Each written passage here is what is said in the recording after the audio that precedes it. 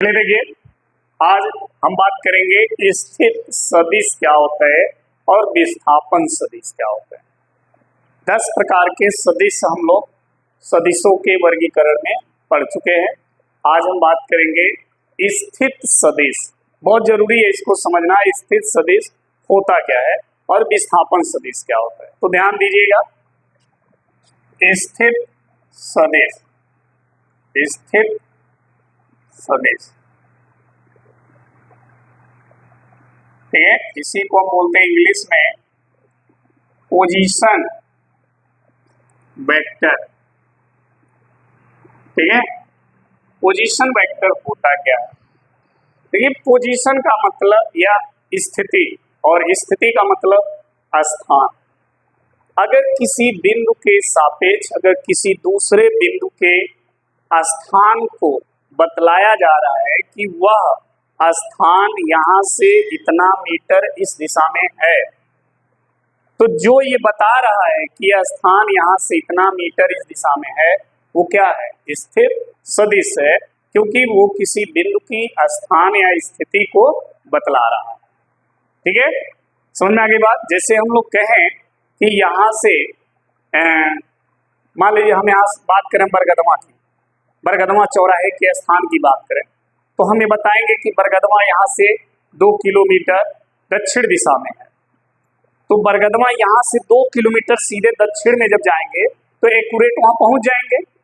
तो ये पोजीशन जो है क्या, ये क्या बता रहा है? बरगदमा की स्थिति को बता रहा है ना, इसलिए हम इसे क्या कहेंगे? स्थित सदिश है। तो वही कह रहा पोजीशन वेक्टर किसी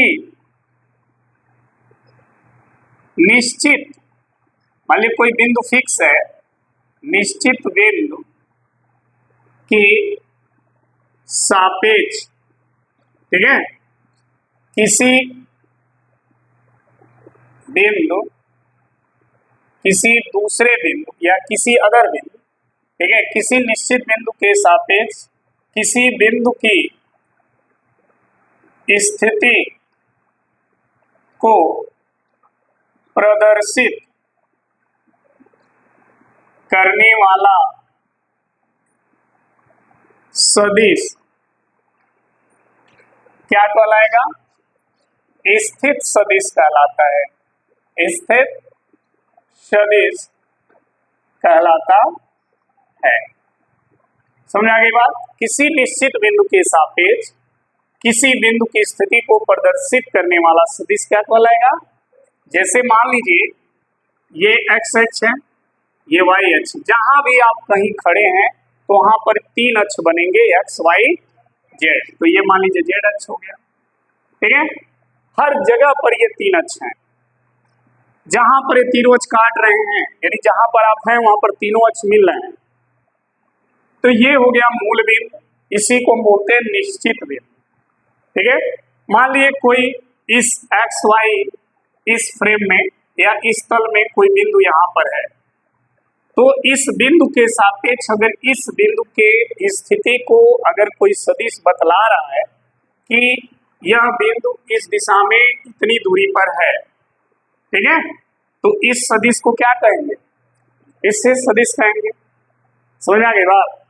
तो यही कहलाता है स्थित सदिश, यही है स्थित सदिश।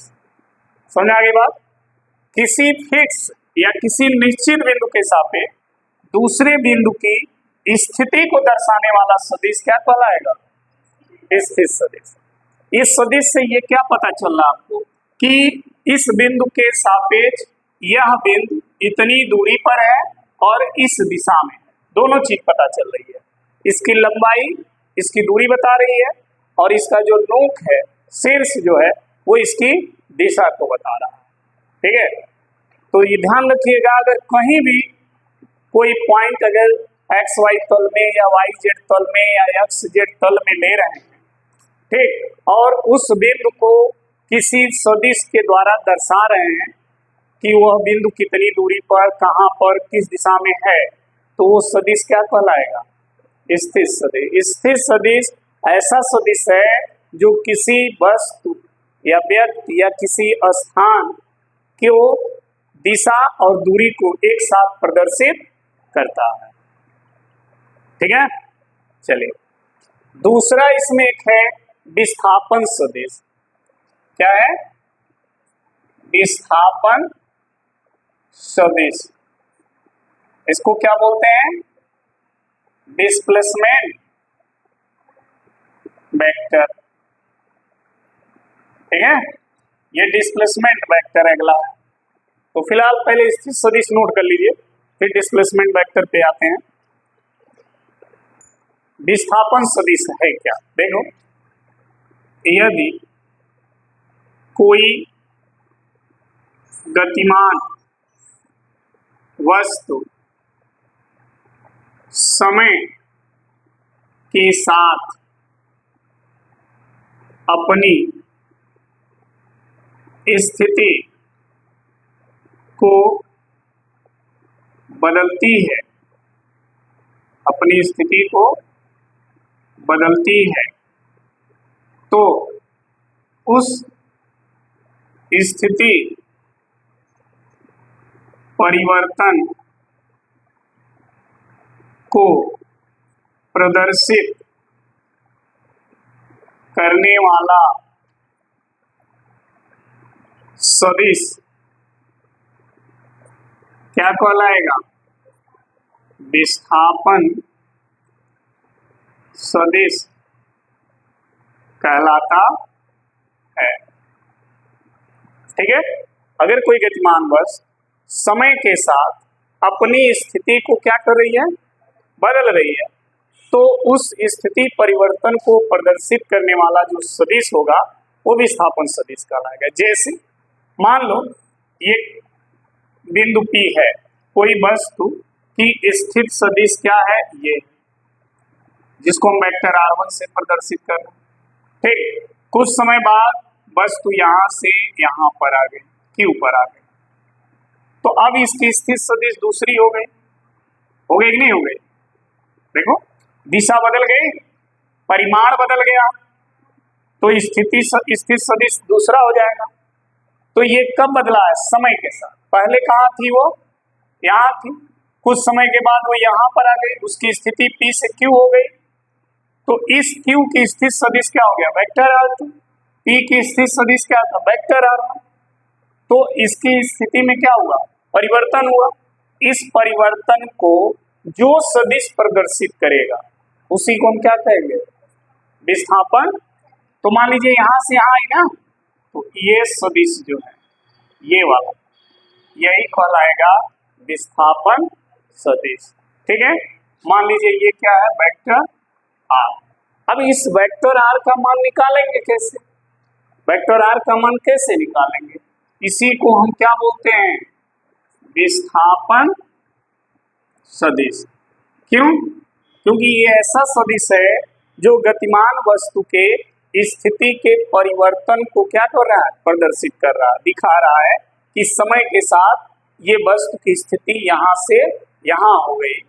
तो इसे प्रदर्शित करने के लिए जिस सदिश का प्रयोग करेंगे वही होता है विस्थापन सदिश।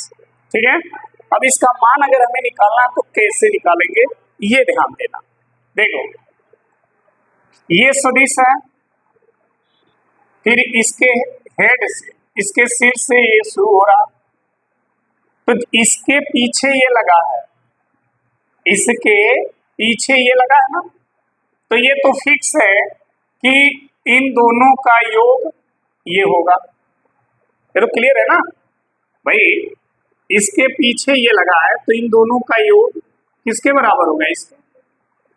ठीक, लेकिन अगर इसके पीछे, अगर इसको देखिए तो क्या इसका योग धन इसका इसके बराबर होगा? नहीं होगा। क्यों नहीं होगा? क्योंकि दोनों का हेड यहाँ पर मिला हुआ है, तो इसके पीछे ये नहीं लगा है। कौन लगा है? ये लगा है, तो इन दोनों का योग इसके बराबर होगा। इसका और इसका योग ये नहीं हो सकता। ये सदिश के योग का नियम है। ठीक है, आगे पढ़ेंगे उसको। तो अगर हमें विस्थापन सदिश निकालना है, यानी वेक्टर R का मान निकालना है, तो हम क्या लिखेंगे? O से P, OP धन P PQ बराबर क्या? ओ क्यू, यही होगा ना है। अब देखो हमें चाहिए क्या, पी क्यू, पी क्यू चाहिए तो इसको इधर भेज दो, तो पी क्यू बराबर हो जाएगा O Q minus O P, सही है। पी क्यू का मान क्या है, वेक्टर आर, ओ क्यू का मान क्या है, वेक्टर आर टू माइनस और उसका मान, समझ में आ गया। तो यहां से विस्थापन सदिश निकाल लेंगे। ये अगर विस्थापन सदिश है तो इसका मान R2 माइनस R1 के बराबर होगा। समझ में आ गई बात। तो अगर आपसे कोई कहे विस्थापन सदिश क्या है तो आप सीधे बताएं कि जब कोई वस्तु समय के साथ अपनी स्थिति को बदलती है, ठीक है, तो उसके स्थिति परिवर्तन को जो सदिश दर्शाता है उसी को हम क्या कहते हैं, विस्थापन सदिश कहते हैं। जैसे इस फिगर में दिख रहा है कि एक वस्तु है जो बिंदु P पर है, उसकी स्थित सदिश वेक्टर R1, कुछ समय के बाद वो अपनी स्थिति को कहाँ कर दे रही है, बिंदु Q पर, जहां पर उसकी स्थित सदिश क्या हो गई, वेक्टर R2।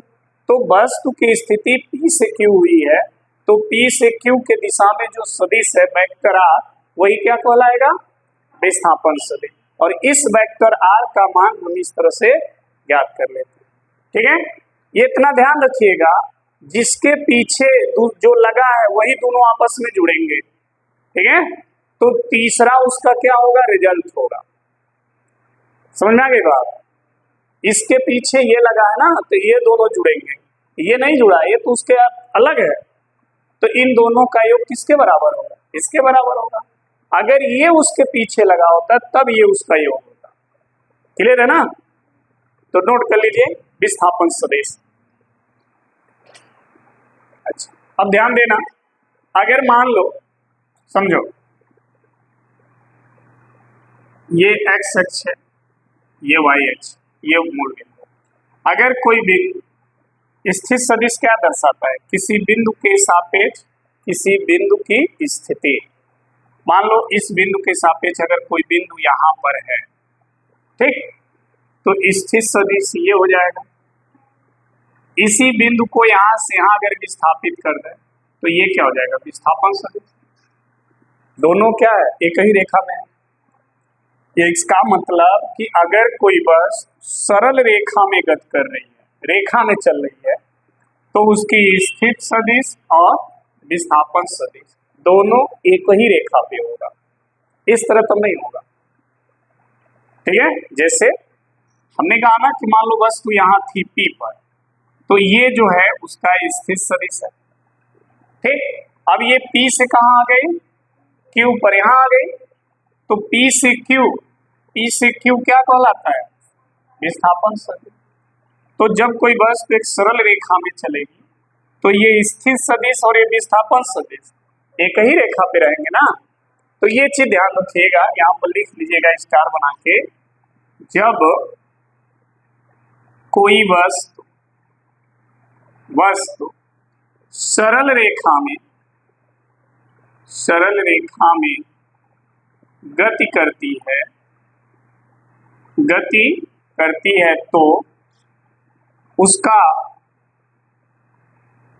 तो उसका स्थित सदिश और विस्थापन सदिश एक ही रेखा में होते हैं, एक ही रेखा में होते हैं, ठीक है। अगर नहीं दिख रहा, ये दिख ही नहीं रहा है, चलिए तो ये लिख लीजिएगा। जब कोई वस्तु सरल रेखा में गति करती है तो उसका स्थित सदिश और विस्थापन सदिश एक ही रेखा पर होगा, जैसा कि हमने यहाँ बताया है, ठीक है। चलिए अब आगे एक क्वेश्चन है, क्वेश्चन को हम सॉल्व करें।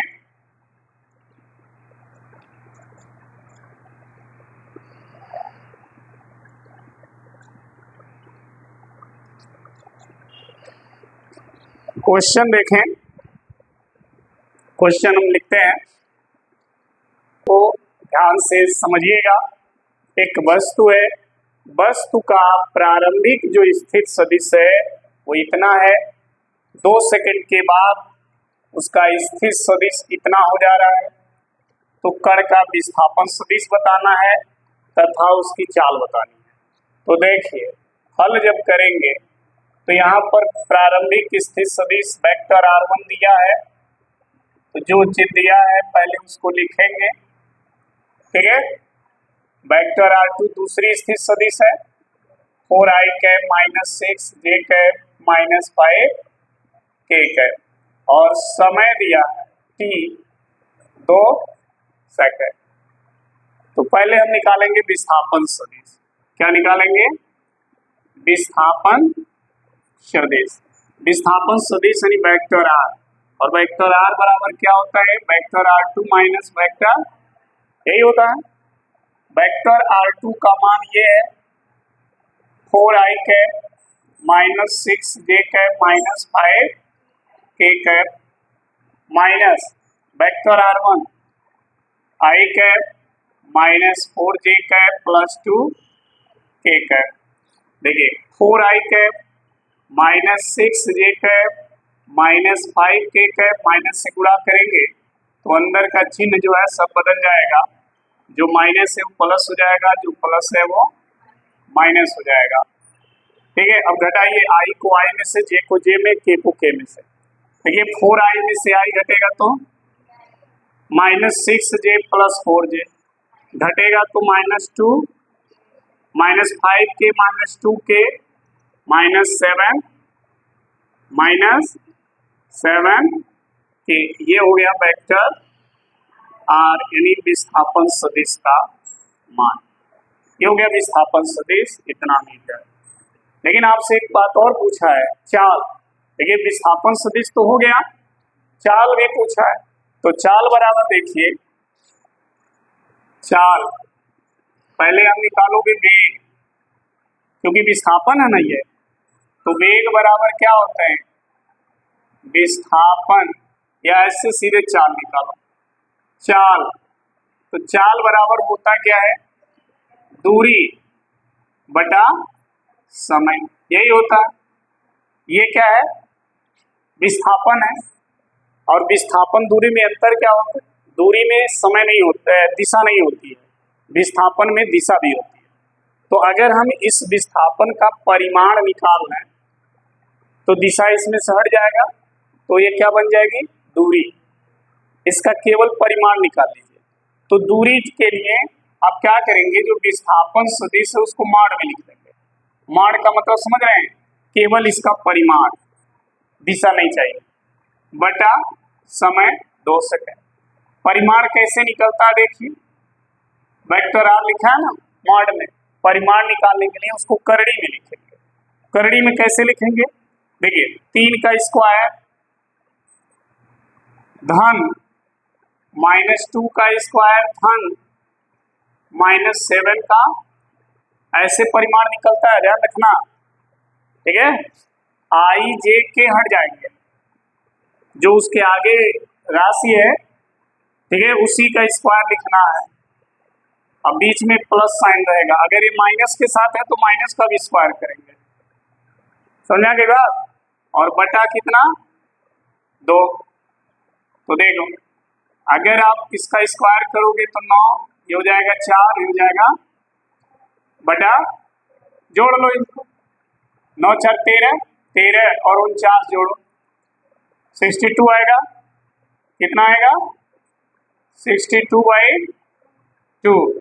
62 का आप वर्गमूल निकालोगे, 62 का वर्गमूल कितना होगा? तो देखिए 62 का वर्गमूल ऐसे आता ना, वर्गमूल निकालना है, ऐसे जहां दशमलव लगा दो, ऐसे जोड़ा लगेगा है, 7 बार में 7 7 14 हो जाएगा, 7 7 49, घटा दो, 12 में 0 गया, यहाँ कितना हो जाए? 5 में 4 गया 1, ठीक है। अब क्या करोगे? 0 उतार लोगे। अब कै बार में जाएगा बताओ? कै बार में जाएगा? 7 दशमलव हो गया ना, कै बार में जा सकता है ये?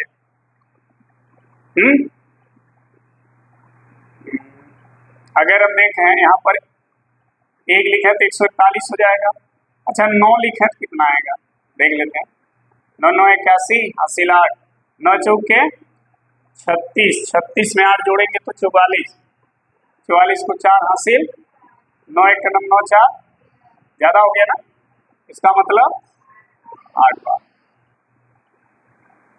अब करो 8 है 64 को 4 हासिल 6, 8 चौको 32, 32 6, 38 को 8 हासिल 8 का नंबर 8 3 आ गया। तो इसका लगभग कितना आएगा 7.2 से भाग दे दो तो 2 3 6 1 2 9 इतना मीटर पर ऐसा, ठीक है। तो चाल आ जाएगा 3.9 मीटर पर सेकेंड और विस्थापन सदिश इतना हो जाएगा। क्लियर है ना, नोट कर लीजिए।